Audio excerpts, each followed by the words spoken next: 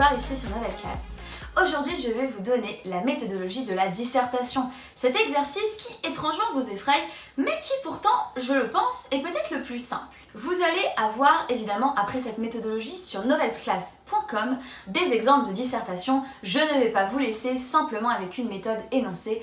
Vous allez comprendre à travers des exemples sur Nouvelle Classe comment faire une dissertation. La dissertation. Le sujet peut prendre plusieurs formes. Ce peut être une citation d'un auteur, ce peut être une simple question.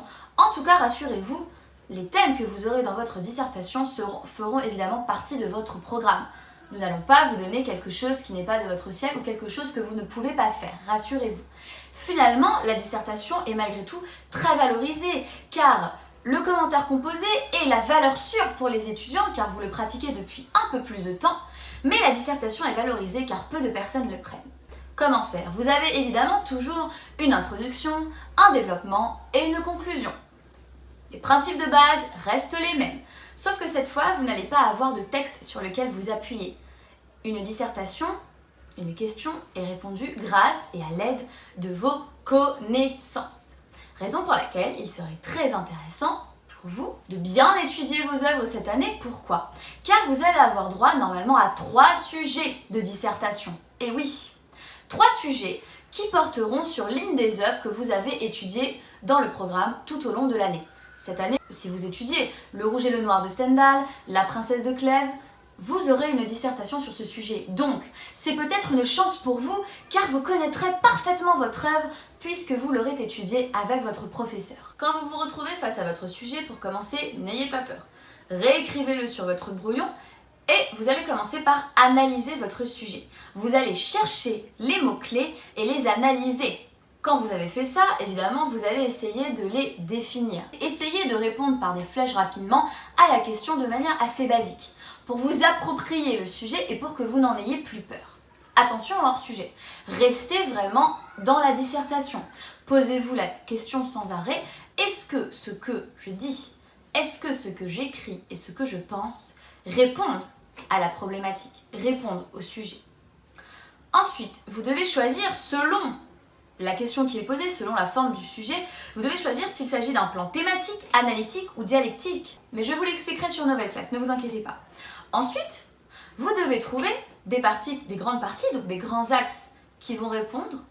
Vous pouvez faire 3 grandes parties, 2 grandes parties, il y a à l'intérieur toujours 3 sous-parties ou 2 sous-parties.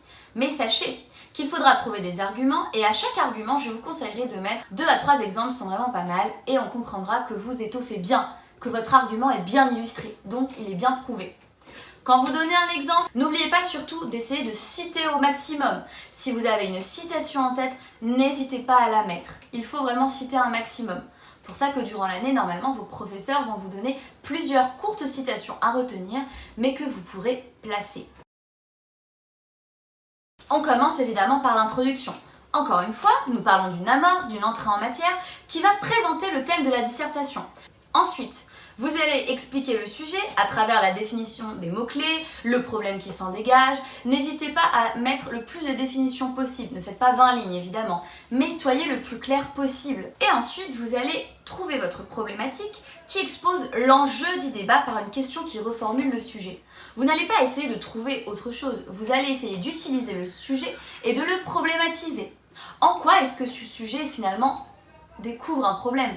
Quel est l'enjeu de cette citation? Quel est l'enjeu de cette idée et de cette question? Et enfin, évidemment, vous annoncez la partie, comme je vous l'avais dit, pour la méthodologie du commentaire composé. Vous ne devez pas répéter dans une première partie, dans une seconde partie, nous allons voir, dans une troisième partie, nous allons voir. Non, privilégiez des tournures différentes. Comme le commentaire composé, vous avez donc 3 ou 2 grandes parties, même si privilégier 3 parties, je le répète, est beaucoup mieux. Vous sautez donc quelques lignes après l'introduction. Vous faites toujours un alinéa de carreaux très important, je ne saurais le répéter.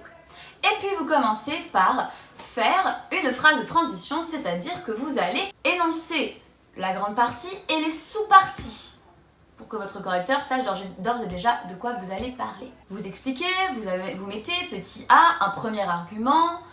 La morale chez La Princesse de Clèves, nous pensons que ce personnage est moral ou immoral parce que quoi? C'est là que vous avez votre exemple. Et vous citez du coup un chapitre que vous avez étudié, une citation pour prouver. Vous expliquez ce chapitre, vous citez au maximum, et ensuite vous trouvez encore une fois un autre argument que vous avez tiré encore de l'œuvre. 2-3 arguments sont vraiment très bien. Et vous aurez fini votre sous-partie, vous passerez à une autre.